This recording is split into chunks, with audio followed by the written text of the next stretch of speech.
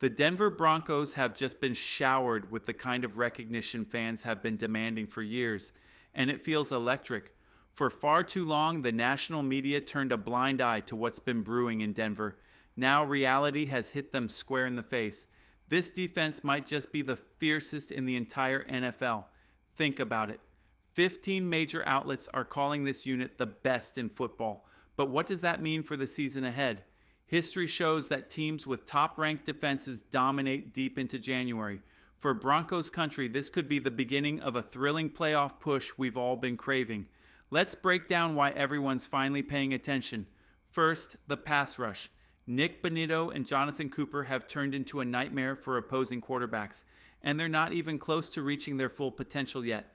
Even defensive coordinator Vance Joseph believes Bonitto has another level to unlock.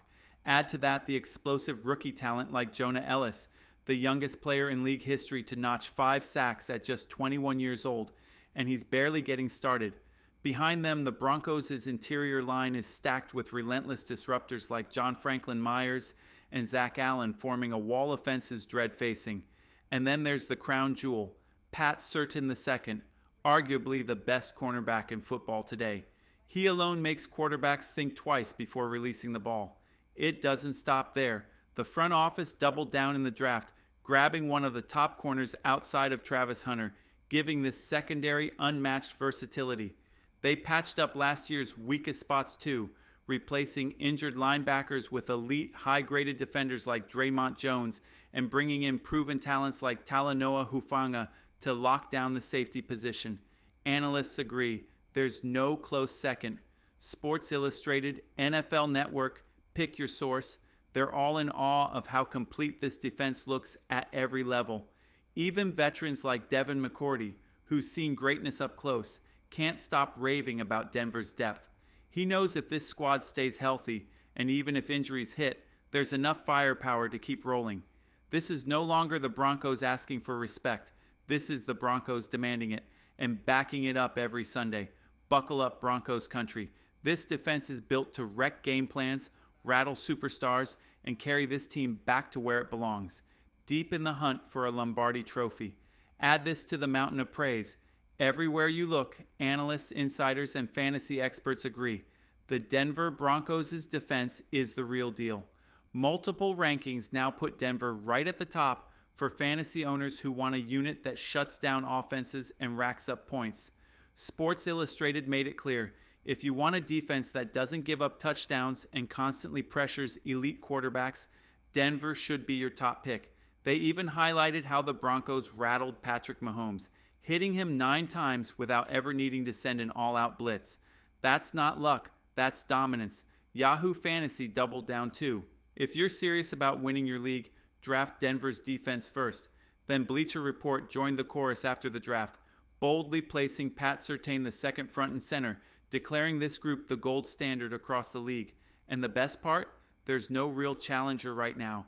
Even rival fan creators, Raiders fans, Chargers fans, even some Chiefs faithful admit it.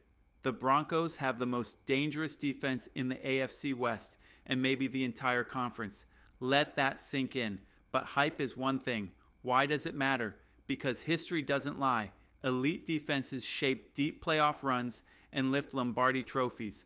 Over the last 5 seasons, top 5 defenses rarely miss the postseason. More often than not, they play in the final game of the year. Check the numbers. In 2020, the Los Angeles Rams led the league, allowing just 18.5 points per game, and they were built for a championship push.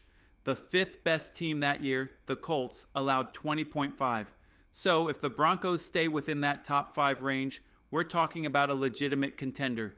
Jump to 2022. The 49ers set the bar with a lockdown 16.3 points allowed per game, steamrolling through the regular season and making a deep run. Even the Jets, not known for offensive fireworks, thrived with a defense that gave up only 19 per game. Now look at last season. The Ravens stifled opponents to just 16.5 points, powering them deep into January before offensive struggles caught up with them. The Bills weren't far behind at 17.8. This is the benchmark. If the Broncos' defense holds teams under 20 points, history says they'll win 12, 13, maybe even 14 games. And here's the kicker. Denver's offense isn't dragging its feet either. Far from it. This squad is nowhere near its ceiling, which means when the defense slams the door, the offense will slam the gas pedal. So the message is simple. The Denver Broncos are built to crush opponents at the line, lock down stars in the secondary, and drag this team deep into the playoffs.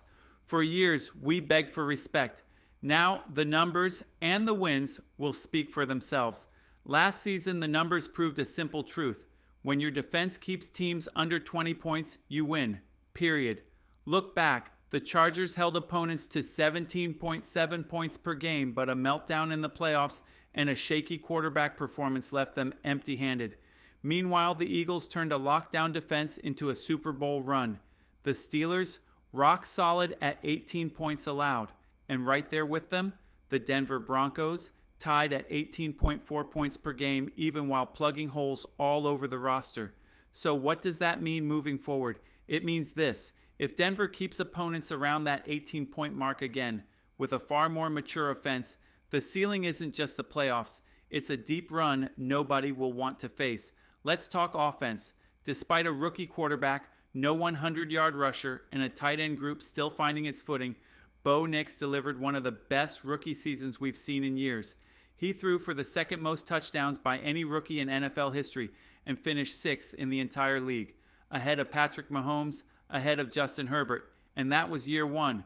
With another year to gel, familiar faces returning healthy, and a defense ready to suffocate opponents, Denver is set to break out. If this defense does its job, and there's every reason to believe it will, holding teams to 18 points a game means the offense needs just 20 to 25 to win comfortably.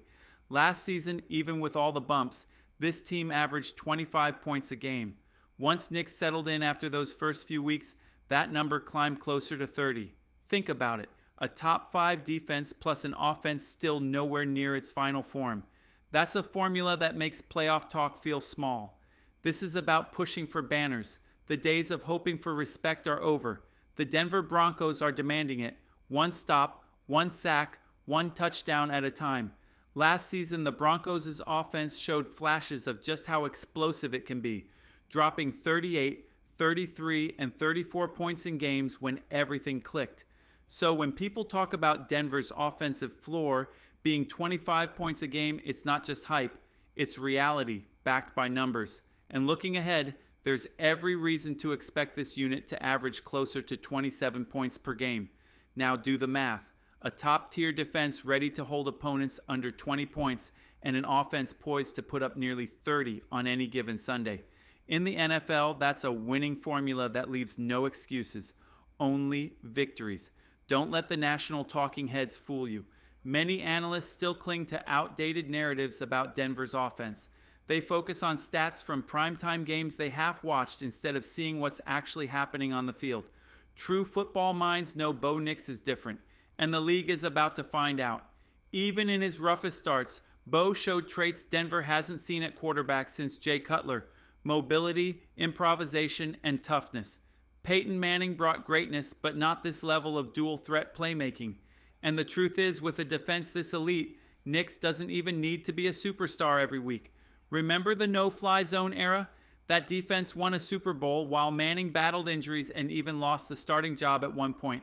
Yet the trophy still came home to Denver. This year's blueprint is similar, but with a younger arm under center and a defense that might be even nastier up front and in coverage. No one is asking Bo Nix to break passing records like prime Manning. He just needs to be better than Manning was in his final season. And last year, he already looked the part. The expectation is clear. Denver's defense will punish offenses. The offense will punish scoreboards. And come January, there won't be any early exits, only playoff battles and a shot at another Lombardi. Broncos country, clear your calendars. This team is ready to hunt for greatness again.